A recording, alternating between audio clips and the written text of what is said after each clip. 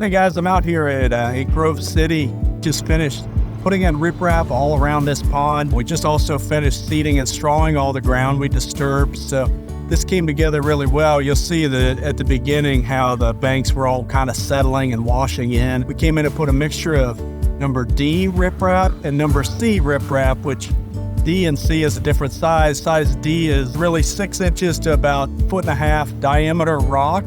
C is 12 inches to 1.5 foot diameter rocks. We put it in for erosion control to stop the settling and to keep the banks from silting and falling in. It's just a nice look. It's a much more finished look than, the banks rolling in all the time and being soft and muddy. We did about a 4 to 6 foot perimeter all the way around with about 2 to 2.5 feet into the water as well. And then came through and rock hounded and seeded and straw and everything around the outside. So this one came together really nicely. I think everybody's going to be happy with it.